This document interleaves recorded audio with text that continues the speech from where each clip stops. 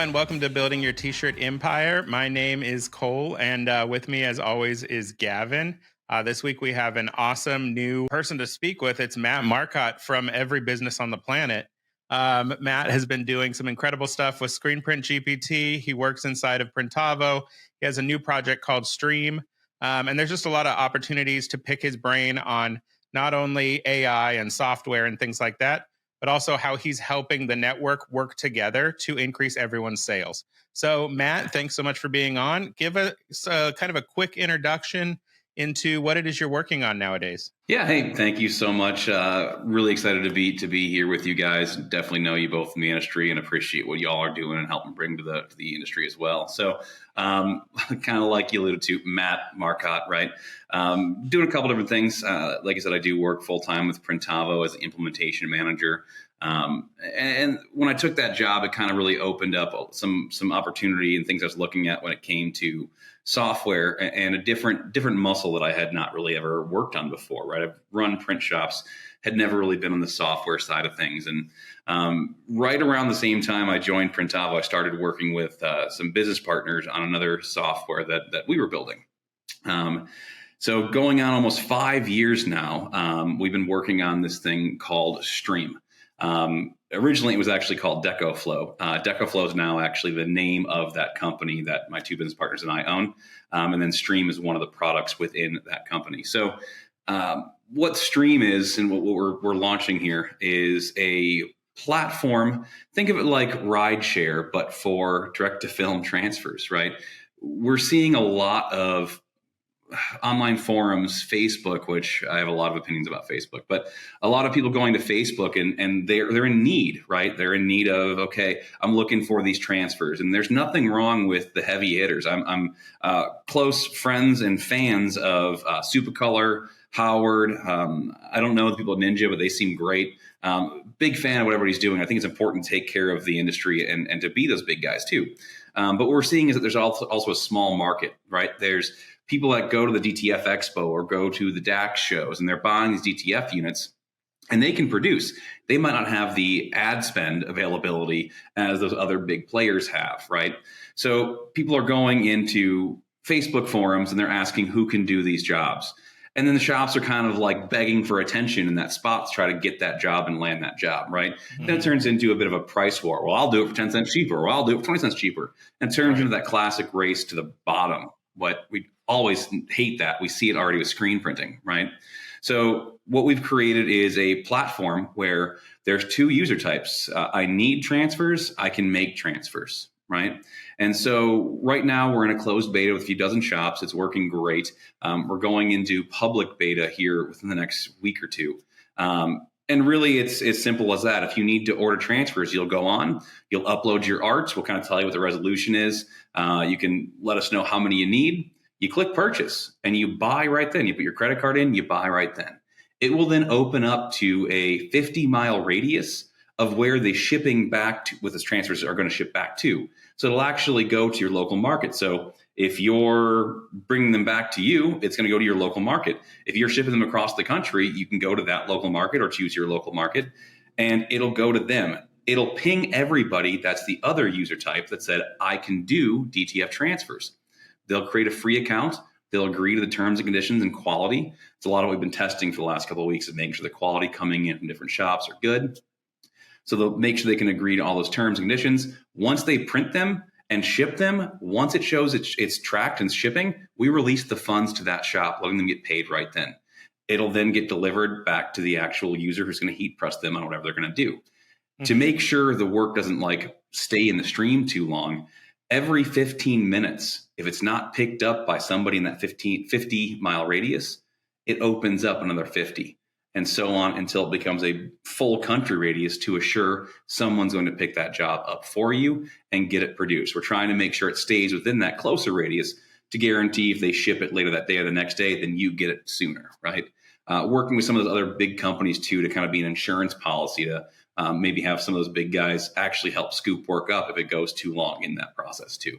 So really, like you need an Uber, you call an Uber, they show up, they take you. We're bringing the rideshare model to DTF. That's very cool. I like the idea of like feeding jobs to people who obviously aren't going to have the same kind of marketing strategy or the same sales base. One thing I got to ask is just the immediate thing that comes to mind, because I've experienced so many different transfer companies at this point, and I've even just watched the evolution of people like Supercolor improve their formula, or even just like the difference between an Omni print machine and a Supercolor machine and a Plastisol screen printed transfer is like wildly different in application. Is there going to be a system in place so that people know what to expect quality wise when it's received, and also times and temperatures? Because one of the benefits of getting really used to like Supercolor is that you at least know how to always use their thing. There's no experimenting. Yes, yeah, absolutely. So part of the onboarding process that we're working through with making sure we get everybody onboarded correctly is the decorators are going to have to make sure to let us know what kind of film they're using, right? Is it a hot peel? Is it a cold peel? What are the actual heat pressing instructions, temp, time, all that stuff? Mm-hmm. That will then be delivered via a PDF and an email to the actual purchaser of those, saying these are your times and temperatures for heat pressing. That way, you're not like kind of left up with what am I going to do? And it can be different from each. What we're finding so far is that the quality between the ones we've tested so far, not massively different, right? Mm-hmm. I will say when you go to some of those big heavy hitters that probably have a little bit more time and money to spend into product, right? Theirs are going to be different. A lot of what we're noticing is a lot of the shops that are doing it now, they've bought newer equipment and it's all pretty good, right? Now, obviously, art plays a big factor, right? If I'm trying to do a DTF of a giant box, it's going to feel like garbage, guys, right? But I would also say that a giant screen printed heavy box of like a white underbase and a couple top colors, probably not going to feel great either, right? So obviously, with all things, art definitely plays a role in that too. But we're going to learn as we go. We're going to see what new things kind of pop up. But so far, we've been really impressed with the quality. And again, that's what we've been kind of doing now, as opposed to just going straight to a public beta, is we're really babysitting it to make sure that the experience is intuitive and that the product quality isn't going to be such that people use it once and then leave. Part of this too is we're going to have that Uber review thing, right? So if you get it in and you're like, they were all right. The color could be a little bit better over here. You can feel free to give them a 4-star, right? But if it's pretty dang close, don't be rude. Give them the full 5-star. But just like with Uber, if they get into a car accident, like you're talking to Uber and they're going to give you something to make it right. Same thing's going to apply here. Something's like drastically off. We at Stream are going to get involved and make sure that you are taken care of. Especially as we're scaling and we're starting to create more of these standards, right? We don't know either. So we're going to grow this together with the users, both the DTF makers and the consumers. Man, Cool. That's awesome, man. I've run into Matt, different industry event, seen you online probably 3-4 years ago when you came into my sphere. I would love for people to get to. I know a little bit about your background, but if somebody's listening right now, why Matt and why Stream, and how did you end up getting here? Yeah. So it all goes back to the day I was born. So realistically, it actually starts when I was in my early teens. I grew up lower middle class family, like I think a lot of us did, right?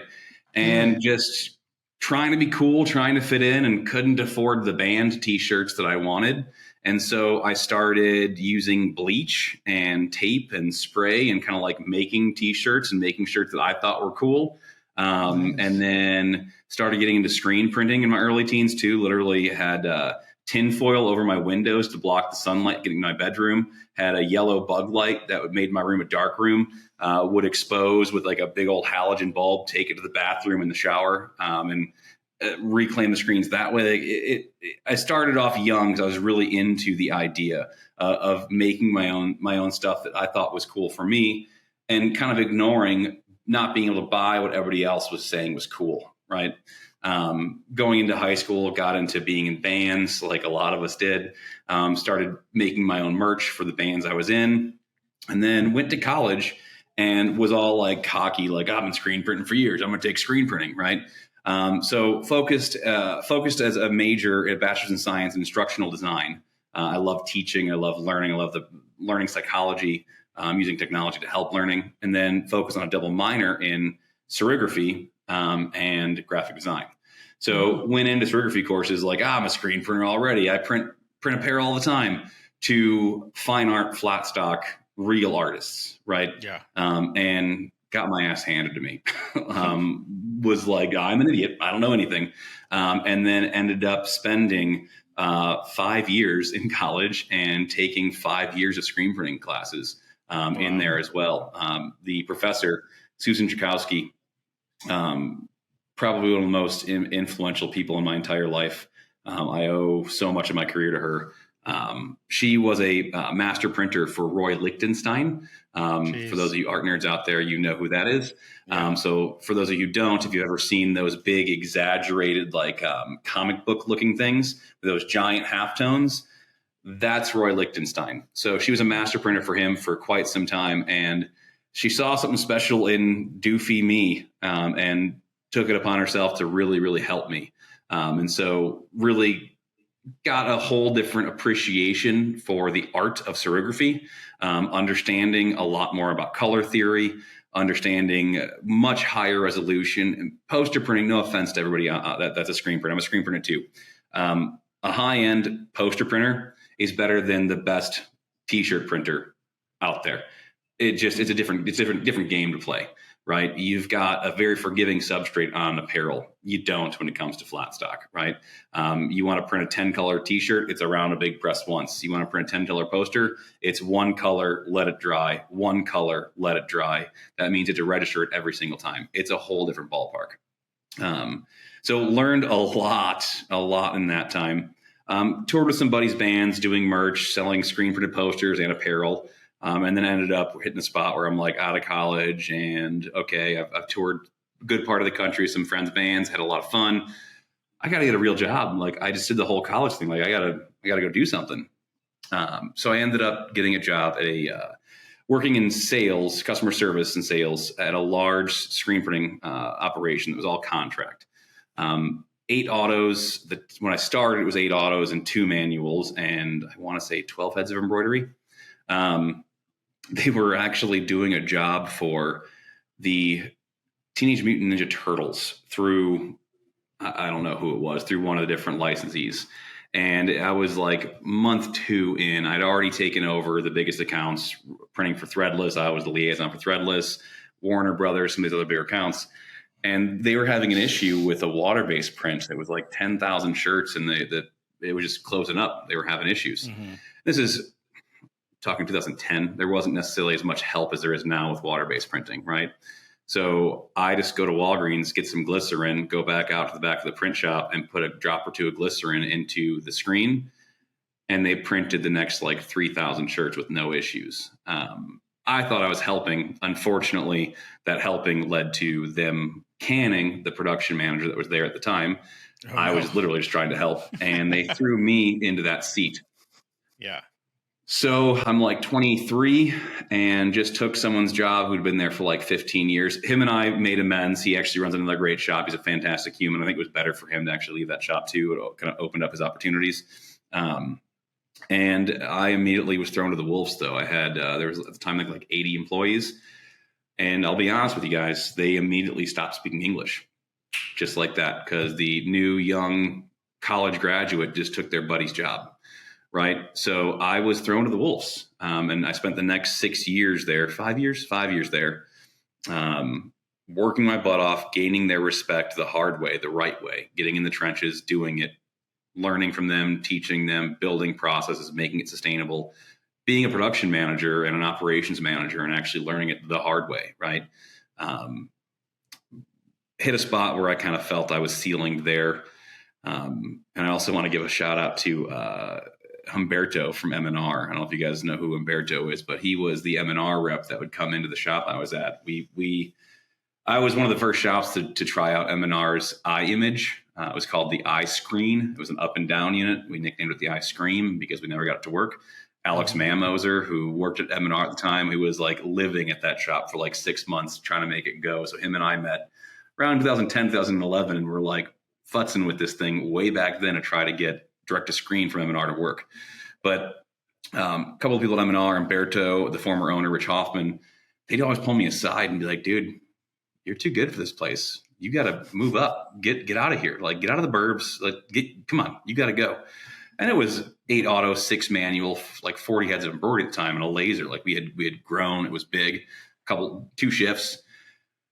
And I kind of was just like, well, no, I'm working my butt off. I'm doing the right thing. And I kind of realized, yeah, I don't want to stay living in the burbs and just running the shop. I do want to like go to the next level and learn more. So I do want to give props to them for kind of coaching me to honestly kind of grow up here, right? And decide like, okay, I can control my destiny. I don't have to just say, well, this is what I'm going to keep doing. And so I went to a company called T&J. Sid Tabor, fantastic human being. I had already started buying supplies from him. He was formerly at M&R, fantastic human.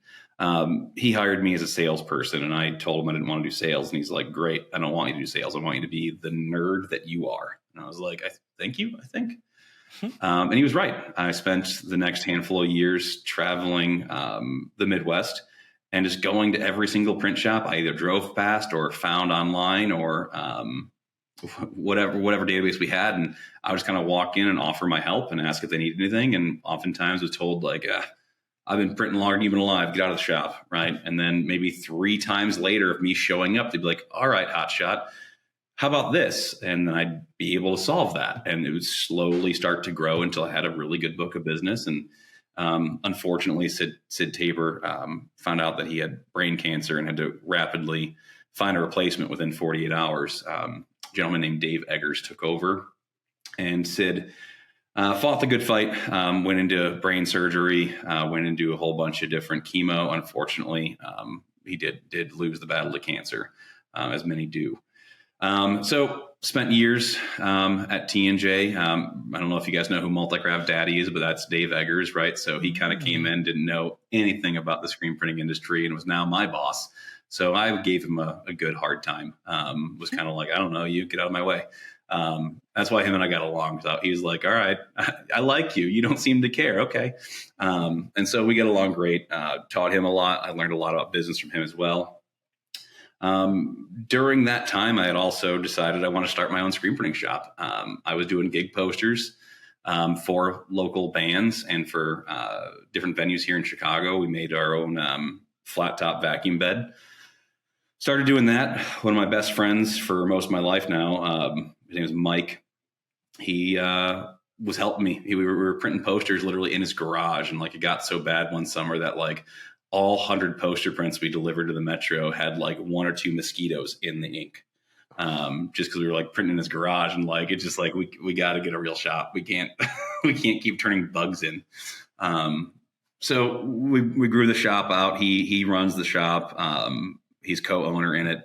And so even back in the T&J days, I kind of started off Sound and Fury into our small first facility and let him really run it day to day. And then I'm able to kind of help out with like supplies, know-how, taught him how to screen print. He can print circles around me now. Dude's phenomenal. So kind of just got into the habit of like, okay, I can have a full-time job and I can have a side thing that's kind of fun to watch it grow. And so that kind of started this whole idea of like, if I'm going to spend time on something, it's going to be to create something and see if it can turn into more. A lot of people like to play video games.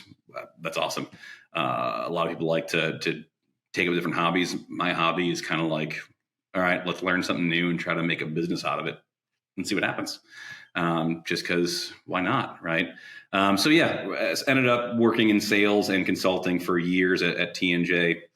Went back into production management at a large facility. Then COVID happened, and I made the jump over to Printavo. I've been working with the Printavo boys for quite some time. When I was selling supplies and equipment across the Midwest, I was one of the first outside salespeople for Printavo because I was in the shops. They're also Chicago-based originally. So kind of got in front of Printavo and was showing shops how to use Printavo, how to organize their day, consulting with shops. And then it just kind of seemed like the natural next step when COVID hit. I was like, all right, I don't want to run a shop again, especially during COVID times. So made the jump and been there since and learned a ton. So that was a long answer to a short question, Gavin. That's kind of how I came to be who I am now. Who I am now is also because of all the shops that shared who they are and what they are.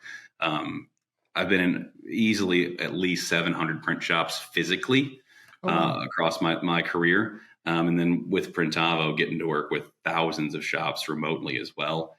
So really, I want to hats off to everybody who I've ever spoken to in the industry that's helped guide me, teach me. Because really, it's that whole thing. You stand on the shoulders of giants, right? I mean, a lot of the things I pick up or do and learn, it's because somebody else has already showed me how they got to that spot. So when you don't have to start at the starting line, it's a little easier to hit a finish line, right? So definitely a lot of compounded knowledge that has been shared with me by experts, print shops, everything along the way. You said the story was long, but you actually just unlocked something for me. I can't say it out loud publicly just yet. But it was one thing that you said that you just unlocked. I'll let you know soon. I'll send you a quick message. All right, I'm intrigued. That was awesome. Well, other than Gavin's secrets, what is with all that experience with all those shops? Like we just came back from Shirt Lab, and what was really interesting to me at Shirt Lab was I was talking to people like Shane at Stoked On, where like they're doing really great. If anything, they can now expand again in the near future. They actually haven't been open that many years, really. And then I'm also talking to people that have been in it for 8 years, 10 years, and honestly, on paper in a conversation, they know every single answer to all the workflow, all the order flow. They know how to land an order, but like one is doing 410,000 a year in revenue. And the other one's doing, I don't know, definitely 5+. And when you've been seeing all these shops, like there's perfectly fine small shops that just don't understand breaking through. What have you seen is the difference there? Because everyone can burn a screen, everyone can make a t-shirt. And now with DTF, everyone can make any design. Like, what is that difference in a shop that's blatantly growing and one that's just a static local shop?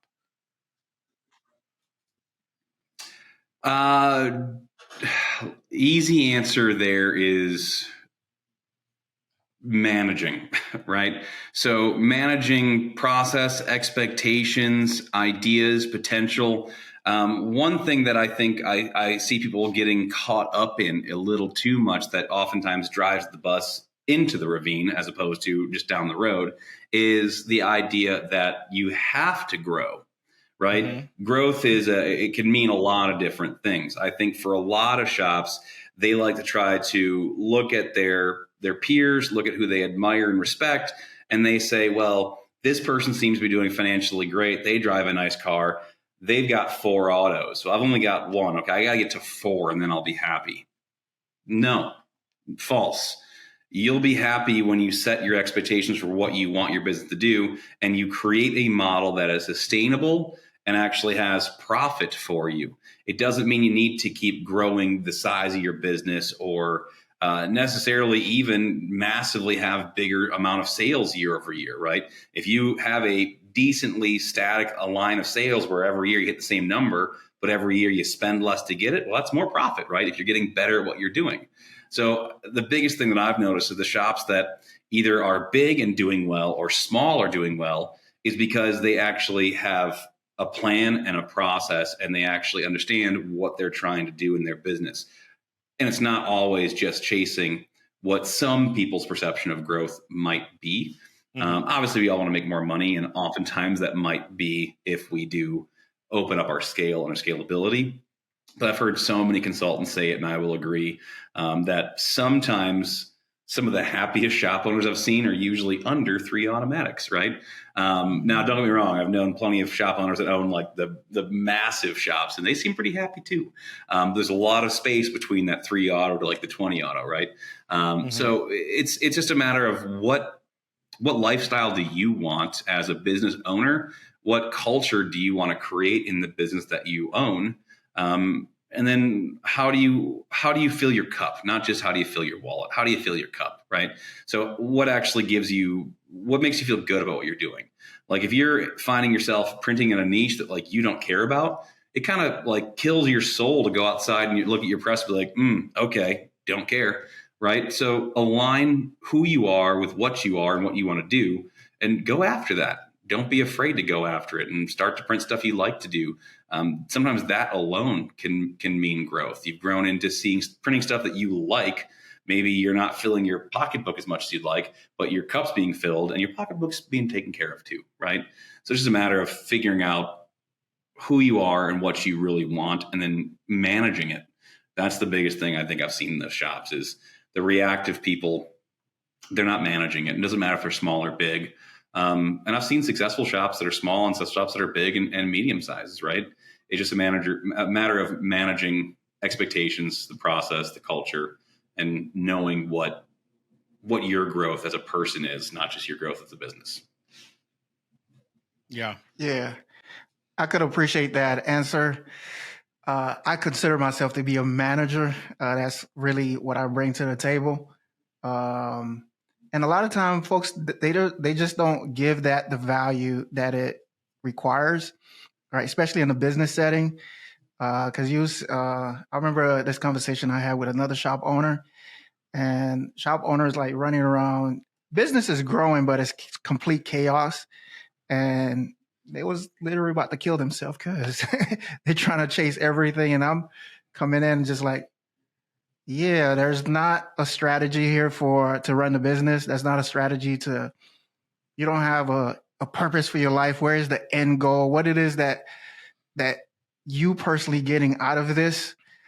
If you don't have that conversation first and then set your business to feed what you need, you're just like a chicken with its head cut off. Yep. So management of a business is, and not every shop owner is going to be a good manager. If you're not, you need to get people around you that could manage, people around you that understand how to work with people, how to build system, and how to like move things forward and controlling things. So yeah, I definitely appreciate that answer. I want to get into curious to what Cole, what do you've been with a lot of shops too. What do you think is the main differentiator there? I mean, for me, I definitely think that having a goal, not only in your own personal aspirations for the business, but also in like the marketing and the outreach, like the people that I've seen really thrive, like they blatantly went after tour merch and they built a shop that wasn't a print shop. It was a tour merch solution that was going to answer and solve problems that were not the norm and that most print shops would be totally freaked out about. You know, you have 48 hours, 3,000 units are being rushed in. You're organizing freight, you're organizing vans, you're organizing things that like normal shops are just not capable of. So I think creating that like go to market strategy and then presenting that to customers has been the thing that I've seen the most in like the ones that kind of skyrocketed and jumped away from the standard local print shop. And then I also think like the other thing that I see is customer service either through a team or through automations, where even if you are a small shop, you feel like you're responsive. So it doesn't even have to be me or one of my team reaching out saying, hey, your blanks arrived, everything's on schedule. But even just having that automation in place just makes people appear more professional, makes people not feel like they're in the dark. And then they're calling you a week and a half in saying, where's my order? So communication is a big deal breaker. I've seen where shops like they're capable of doing 3,000 units with one or two guys, but they piss off people. So even when they do the order on time, people don't want to come back because it was a pain in the ass. Yep. Yeah. Yep. And I think you see a couple of key examples of that in our. I think you see a couple of key examples in that in our industry, and they like pretty close to like our sphere. Like if you look at some of the biggest companies in the industry, the one that pop off, like for example, Printavo. What did Bruce do really well?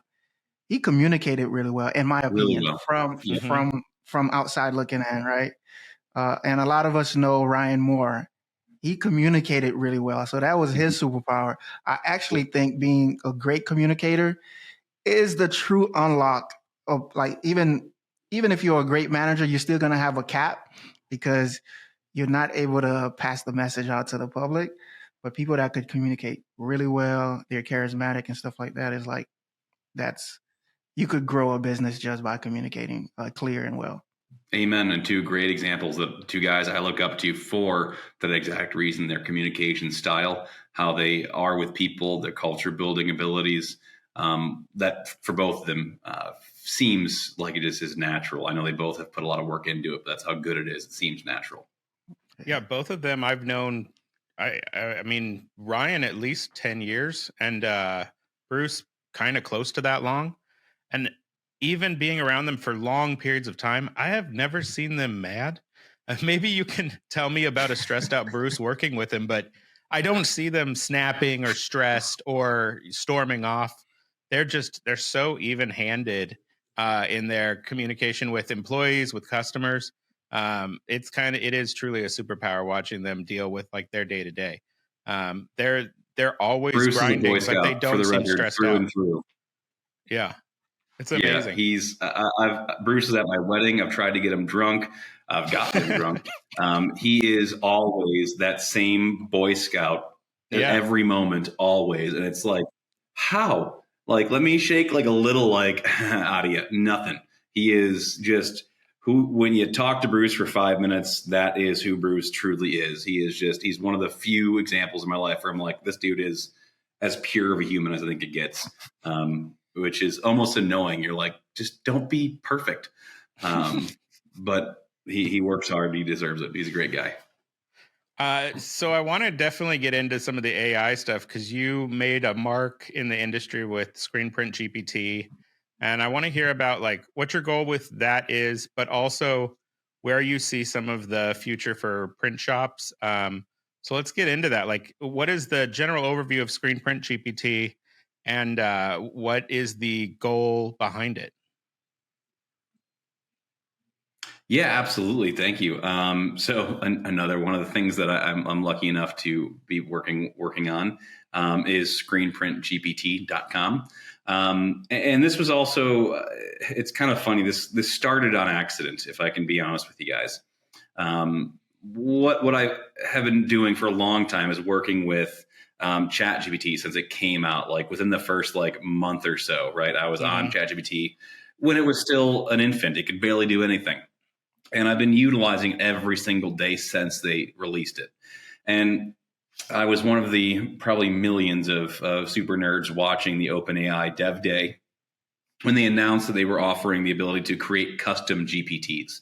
And so because I was already super deep into ChatGPT, I jumped right into it. And so the first thing I thought of was, well, I probably get somewhere between 5 to 30 calls a week asking about something screen printing related, right? Just because all the shops I've been into, I've been a consultant for a lot. And so I went in and started just typing out the questions that I get asked a lot and typing out the answers. Then I went and was like, well, I've run a couple shops. I've created SOPs. Those are mine. Let me go grab my old SOPs. Let me feed this in. Okay, how can I train this to understand what's in the SOP better?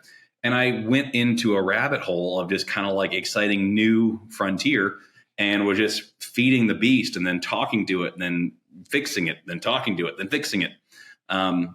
Spent a bunch of time doing that. Honestly, probably a good 20 hours of straight actually working on the GPT, how it was responding, how it was looking at the data, and feeding it more and more data. And then got to a spot where I could actually ask it pretty complex questions about how to sequence a job, if I'm trying to do a multicolor puff, like complex stuff. And it was giving really good answers. So one of my good friends, Ryan Kasperian, Covered in Ink, fantastic consultants, known him for a long time, great human, fellow Chicagoan too. So not anymore, but was originally. Hit him up and had him test it out. And he was like, what? How is this answering questions as well as I would? And so that was kind of like my first like validation of like, oh, okay. And so I kind of talked to some other people that I admire and respect and look up to and had them kind of do the same thing. And so kind of realized I had something. And so talked about it with Bruce and Steven for Printava Podcast. And then was working with Dylan and Andy over at Shirt Show. And was trying to figure out a way to get it to people. The problem was that it was $20 a month to use it because you could only access custom GPTs on ChatGPT if you're a plus member, which is like 20, maybe it's $21 now, something like that, 20 bucks a month. And so the problem I was having is I wanted this to be something that everybody could use, but it was already a $20 barrier. And some people were like, oh, I could use some advice from Screenprint GPT, but I got to spend 20 bucks a month to get to it. I don't know how to use ChatGPT. There's a whole new barrier of I'm scared how to do that. Never mind, right? And I didn't like that. I wanted it to be an option for anybody that's a new print shop to use, right? Think about going back to Facebook. Like, people go on Facebook to ask somebody in these chat rooms, hey, how do I do this? Then you got like 8 people tearing them apart for asking a question that according to those people, make them dumb for asking. Right. No, your attitude's dumb. They're in the right place to ask, right? And so I can't stand Facebook. To me, it's a toilet of just toxicity swirling. Not for me. I should be on there. I know I should be on there. Stream, we're making a closed group I have to now actually be part of, which is what it is. But I don't like Facebook for that reason. It's a toxic place where you usually get someone's biased opinion, or you get made fun of for asking a simple question. And so I wanted to solve that. And that's really became kind of my journey, is like make a safe space to get a real answer with no bias. And so I was actually having dinner with Peter Walsh from M&R and Dylan, Upstate Merge Shirt Show. And I kind of had an aha moment when eating dinner with Peter from M&R. I was like, well, I don't want to make users pay for it. It's 20 bucks a month to get on ChatGPT. In my opinion, everybody should be doing that anyways. But how do I get it so people can use this and not pay? And literally looking at M&R across the table, I realized they've got money, right? So I literally pitched it to Peter Walsh right then. Poor guy's like eating his lasagna. And I'm like, I got a pitch for you, Peter. He's like, I thought we were just hanging out. And so I pitched him the idea that I'm going to have a website. I'm going to use the OpenAI API. I'm going to build a smart chatbot that I'm going to load with all sorts of data and keep adding more and more data. I'm going to train it to not have a bias, to not give an opinion. It's going to be a safe space for anybody to ask an unbiased question about the screen printing industry. And then I wanted M&R to be a sponsor, but I also wanted Rock to be a sponsor. And I also wanted, and I just kind of went through a list, and I'm like, if they're a real manufacturer, they're a leader in the space, I want them to be a sponsor, even if their co-sponsors are kind of competitors. Mm-hmm. And he literally said, done. And I was like, oh, what? And so I then went back home and got on a ChatGPT and spent the next like 3 days talking to it and getting more advice on how to build a business out of it.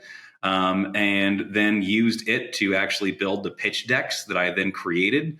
I built pitch decks for each sponsor, kind of explaining what I was hoping to achieve, why I wanted them to help. And then sent out a custom video with the pitch deck to every single sponsor, and got like 90% yeses from the people I went out to, which was also kind of like oh no, now I have to do it. Because the yeses also came with financial backing for the tech stack and the API and all the stuff that's going to need to build this out. And this was right before Long Beach, and I would like 3 weeks of like, okay, they said, yes, Long Beach is in 3 weeks. I have to now build all of that. Luckily, I'd already done a lot of getting the data concise, bringing it all in, had gone through years of different PDFs, scraped them, made them a little more able to be read by the AI. And then put it all together and got it launched in time for Long Beach. So that's kind of where it came from. The problem I'm trying to solve is, again, the online forums of getting berated or having a bias. And I mean no disrespect. I know a lot of fantastic salespeople and technicians, but everyone's going to have a bias, right? You ask me what's the best ink. I'm going to tell you the ink that I'm currently using. Doesn't mean I think it's the best ink. It's going to be my natural response because I have a recency bias. I'm using it. It works well, right? Mm-hmm. So taking out bias and just getting real, raw data responses was the goal. Now I'm growing that even further, right? So if you go to screenprintgpt.com, it's a free login, right? Free membership. and you'll have access to the AI chat. And I'm starting to actually work with the sponsors to create a bias chat, right? So example, I was showing at M&R, I was at the shirt show spring break at M&R, and I was showing the new M&R chat I'm working on. It's actually loaded up with M&R user manuals, support data, documentation. So a M&R specific, so if you have an M&R press, you could always go to that chat and actually ask it about stuff. I can't find my manual. What's my weekly maintenance? Boom, there's the answer. How do I do it? Boom, there's the answer, right? Give you the answer where it needs to be, which is also great on your phone, by the way, right? So it's right where you need it to be. So working with each of those sponsors then to build out more of that and kind of keep going down this rabbit hole of how can AI help give answers to your team and make you more agile, right?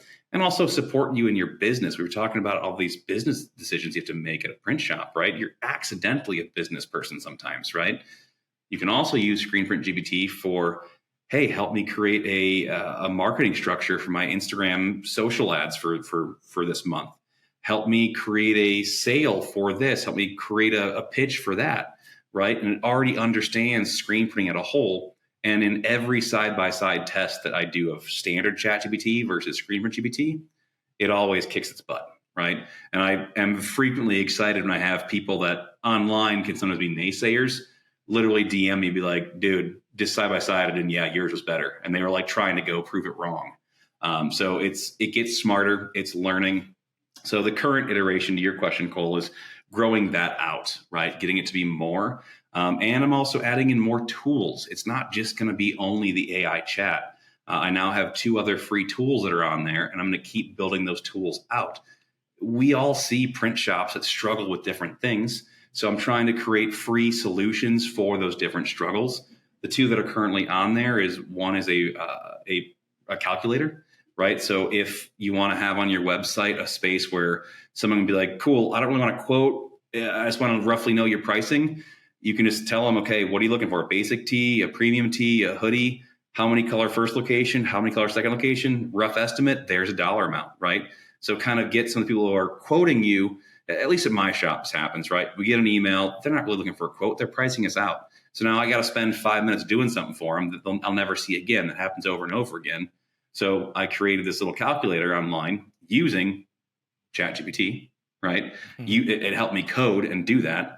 And so I realized other shops would want this too. So then you worked with a developer and we made a uploader where you put in your pricing, you choose your shirts, your cost, and it'll actually give you the code to put on your own website. It's your own custom calculator. I got a video on how to do that. And then as another one that we just released, that's a embroidery stitch rate and runtime calculator, letting you know, okay, you don't know how many stitch counts it is. You can send it out to digitize, or what's the dimensions? 3x5 and 80% coverage. Cool. Here's the estimated stitch rate. How long will it take to run? Here's your estimated time, right? So giving people answers. A lot of sales people are like, I don't know. I got to wait for it to be digitized before I can actually quote you. Well, I'm not going to let you quote me until I know what we're quoting, right? So it turns into this little chasing game. So trying to solve problems wherever they kind of show up. So it'll be this continuously growing place for help, solutions, and honest answers, really. That's awesome. I mean, getting so used to making, like a data-driven chatbot, have you considered, or are you already working on integrating it in your own print shop? Because the thing that I always kind of wanted to do was have those basic customer service questions be answered inside of a chatbot. Before I had one of those scripted ones that was okay-ish, but it ultimately was just filling out an order form. What's your experience been trying to evolve this into your print shop to limit some of that customer service time? Yeah, that is what I'm working on right now too, is working with the different AI models that are out there, because there's more than just the one you are aware of, OpenAI, right? Mm-hmm. There's Llama, there's Meta, there's all sorts of different ones to play with, and trying to work out a way where it's more than just a communications tool. Like you say, a lot of them are kind of out of the box where it's like, cool, we'll just ask these questions, we'll fill out an order form. That's not going to feel like a human element, right? They could have probably gotten that somewhere else on the web page. Having a human element that feels human and feels like they're actually engaging and trying to really create a journey, not just create an outcome, right? So that's where I'm working with. The one that I'm working on now for my website is getting it to a spot where they can just start right there. And for all intents and purposes, it feels like me from Sound and Fury talking to you, potential customer, and crafting a journey, taking you on that journey to understand who you are, why you're here, how we can serve you, getting a quote, putting it together. So a lot of that right now is temperature modeling, and then understanding how it's going to respond to different things and not make it feel like a robot. And then tying in potential API actions to try to actually connect that to, as it answers questions from that person, that it actually then enters into. My shop uses Printavo. There's other platforms too.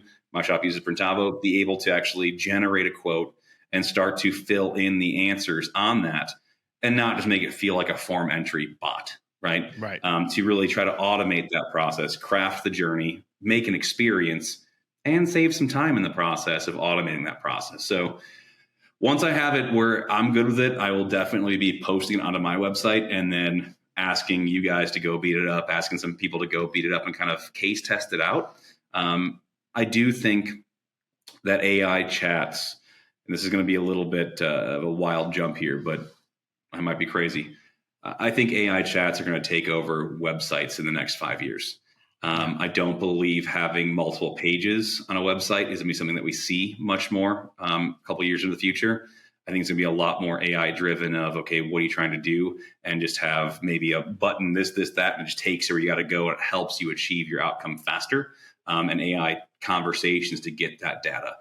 So I'm looking at how can I get AI chats into more print shops to alleviate a lot of the bogged down process, the people, the talking, order entry, all that kind of stuff, to kind of automate those things and give people a fighting chance too, as AI starts to lean out the workforce. Yeah, I mean, my fear about that, that I'm starting to see a little bit in Google, and I've also seen like OpenAI do some of it, is they have these relationships where, I mean, Shopify's done this for years, where it's like approved vendors for a specific outcome. So you could have a situation where you put into Google search 50 custom t-shirts near me, and then the AI search result, which they've started doing, will say, blah, blah, blah, blah, can have these ready to you in 48 hours for $6.99. Would you like to buy it? And they haven't even left Google search. Forget your SEO, forget your website that's ranked number 7 in your local market. It's just going to auto go to Rush Order Tees or Custom Ink or someone huge. And you see that in YouTube, you see that on Shopify, where preferred vendors are a very small list. And then, people like influencers, they're just like not even going to hassle with anyone that can't be listed on that YouTube row or whatever. And so I wonder how that'll play out, where like the AI's recommendation becomes the Bible. Yeah, legitimate. I've kind of wondered if there's going to be a new AI SEO where, based off of how much AI is being utilized within a company, if it renders a different SEO for that, if AI tends to favor AI. And I mean, part of that's going to be on it to decide too. It's definitely, I mean, I've gone on the rabbit hole of like, what could AI turn into? And it's terrifying. But it's not going to stop. It's everyone's investing heavily into it. I was reading that X, Twitter now, is $6 billion in raised funding for its AI. I mean, there's rumors of Apple talking with OpenAI to have it help power Siri. They were in talks with Google recently for the same thing, and Microsoft. So, I mean, you're seeing some of these big competitors trying to say, okay, let's build a bridge here because of AI needs. It's going to become everything. It's going to take over. And that's also part of why I want to keep focusing on what I can with Screenprint GPT to bring tools and solutions to people who wouldn't on their own and might get left behind, right? And hopefully find use cases that I can help give to people that keeps them kind of keeping up, right?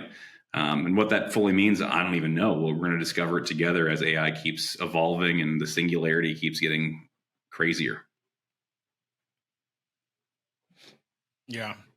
I think it'll be interesting to have that like fully integrated thing where there's AI agents that can like create tasks for you. I mean, you've kind of seen demos where it's like, hey Siri, book a flight to. Don't actually do it. Book a flight to Singapore on this date, and then on the lowest level, we've seen it where like it'll open the app and like show you your dates. So as those autonomous agents start to rise in the next year or two, it'll be crazy to see who actually wins those integrations. So it'll be fun to see it, but it'll also be a little terrifying. And I think the thing that'll die the fastest is probably SEO, because people's SEO that they've been surviving on for years and years is becoming more and more worthless. And it's too easy to spam SEO now. You can just spam SEO for absolutely anything you want. Mm-hmm. Yeah, it's another thing to use ChatGPT for is you can actually use it to help you craft optimum SEO. You can go Google search something, the top result, take its link, take it to ChatGPT, have it figure out its SEO rankings with different SEO plugins you can get through the store. And then you can literally rip off their SEO formula. So you start to rank higher in SEO too. You're right. It is definitely not what it used to be and it's going to keep changing, which is interesting. I don't know. I look at these things and I'm not so doom and gloom about it. I look at it as like, okay, another new opportunity to learn some new stuff and figure it out and try to not feel like I'm behind the eight ball, even though I probably always am going to be, right? But I don't know. I look at everything. You think about coal miners, right? They all lost their jobs because of natural gas. That's just what happened, right? We're in another state of massive change, right? We're going to have to all adapt and figure out how to become a part of it, with it, how to grow with this new AI, which what even is that, right? It's almost its own entity, right? So it's scary, but it's also kind of fun, exciting, and it's kind of sci-fi in the present. So I don't know. We'll see. I'm definitely keeping my finger on the pulse the best that I can, but man, it changes so rapidly. It's wild. Yeah. Dude, it sounds like you're doing so much with Printavo, with your shop, Stream, what is it? Screenprint GPT. I think that's all. DecoFlow. Yeah. Yeah, I got them all.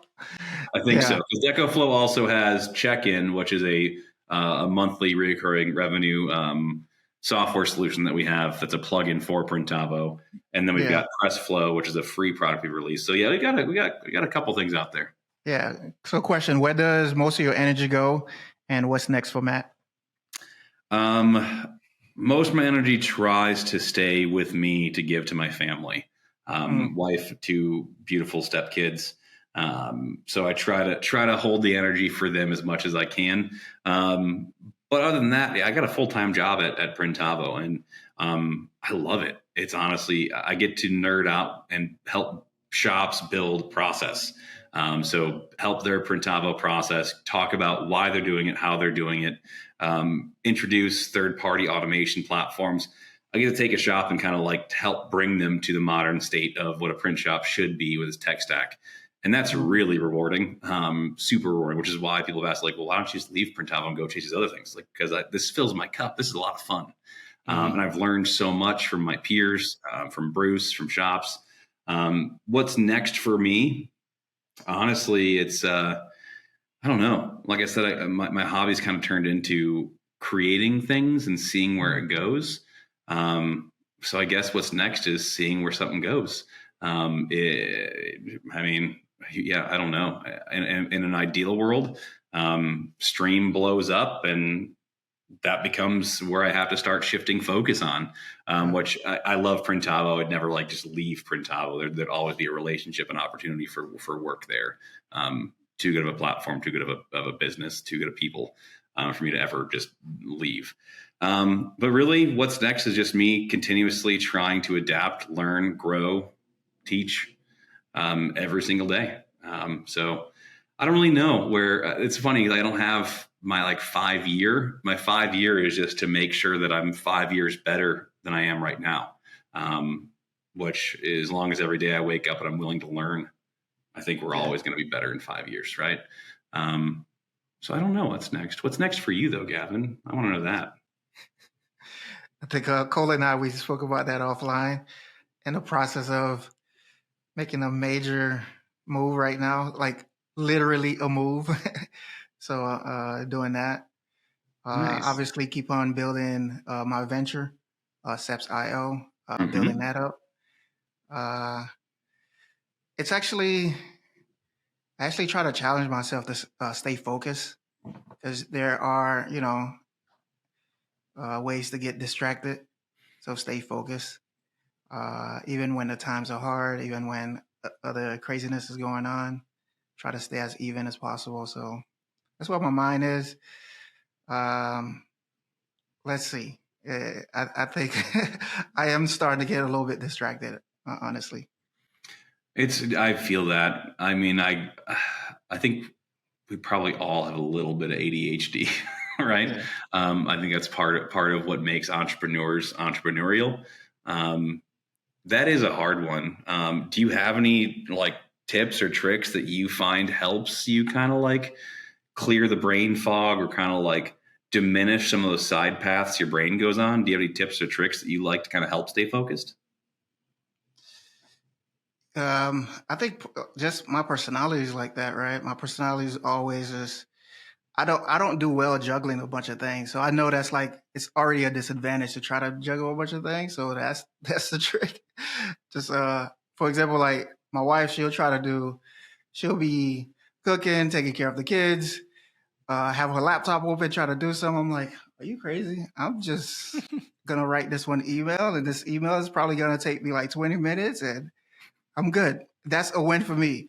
So my thing is, I try to keep the day. I don't. I used to be a checklist guy where I check a bunch of things, and that used to be like a win for me if I could like check a whole bunch of things off my list. Now it's more about, can I do a couple of things, and I'm okay with that, right? So I think that's where I'm at now. Is just and I also did an exercise a while back. It's just like figuring out what is your purpose in life and what is your mission. That kind of just clear like your path, right? Where you want to head, and then you figure out it's only a couple of things that you have. Like there's like this beast in front of you that you gotta try to fight, and you have no energy for nothing else, right? So that kind of keeps you, at least for me. Yeah, I like that. Cole, what about you? I mean, I'm terrible at that. I get so sucked Same. into whatever I'm doing at the moment that I'm like either desperately trying to knock out a task list, really quickly so I can go back to something else, or I'm completely in the zone of something and just blatantly like ignoring the rest of the problems. The one thing about being inside a shirt agency is that like it's way too easy for me to get sucked into like a problem on a press, or it's way too easy for me to be trapped on a phone call for 45 minutes. So I think like moving forward, I want to find a way or a position or something where I have like a sole focus. Whereas right now I'm like Cole from Shirt Agency who can do every job, but doesn't really do any of the jobs, but gets sucked into it. So I really want to evolve into something that's like a focused position where it's like all I do for 8 hours is this one thing instead of kind of constantly spinning around.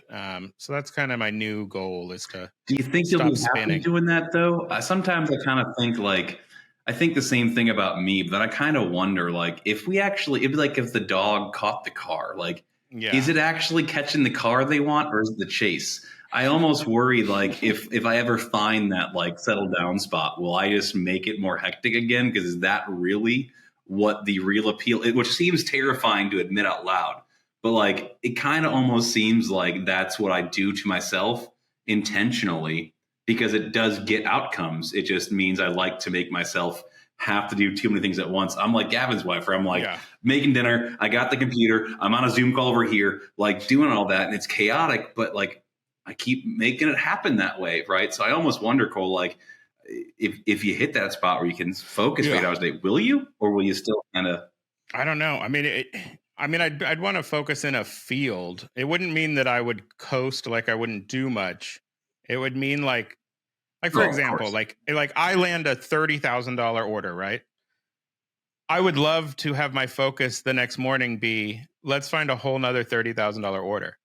But the way it works inside a shirt agency is, let's make sure we don't F up a $30,000 order. And then I'm like getting sucked into, did purchasing go well? I'm double checking the receiving team. Oh, how is the printing going? Hey, these screens don't look like they're burned. Great. Just burn them again. Hey, now we're going to double check the ink colors. I don't love your Pantone. And so it's like, because I'm so sucked into it, I can't be like, no, I want Mm, another $30,000 order, because I'm so freaked right, out about right. like, it's probably a situation where it's like, I need a production manager or something, or I need to be the production manager and I need a salesperson. It's one of those kind of things. But it's also hard, like with our size, to pay for staff that's worth it. Like if you get a really legit guy, what are you starting at? 70K, and in California more, for like a guy that you can like truly walk away, know that he's totally on the same team, he's happy, he's not mad about the finances.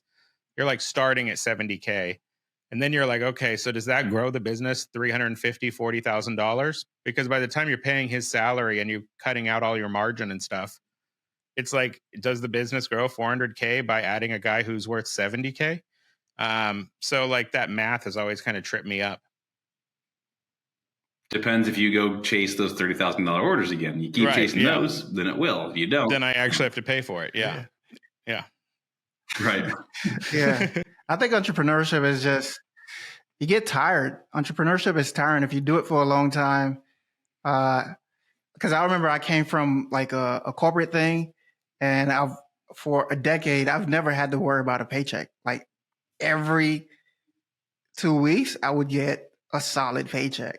Mm-hmm. And entrepreneurship is not like that. You get a nice payday, and the next month you might, yeah. So that's super exhausting as an entrepreneur, and just having to deal with problem and like not being able to shut off your brain. Because when you work for a major corporation, even if you're making 100,000, 150,000, 200,000, you get to shut off, because like at 5 p.m., that's their problem. Mm-hmm. As an entrepreneur, even if you're making $50,000, it's your problem.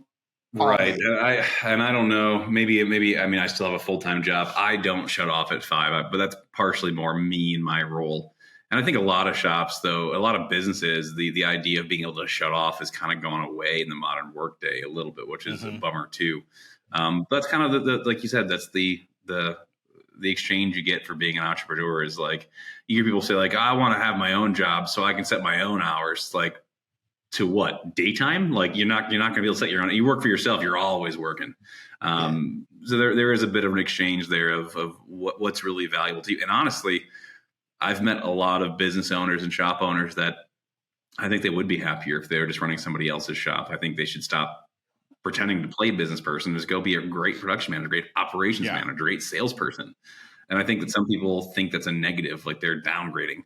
I think that if you're struggling in certain lanes and you've got a really strong lane, like Cole has talked about, like if your lane's going to get $30,000 jobs and your lane is not doing this other stuff, maybe those other people should say, screw trying to run all 6 of these lanes. I'm going to go work for you, and I'm just going to kick ass in this lane.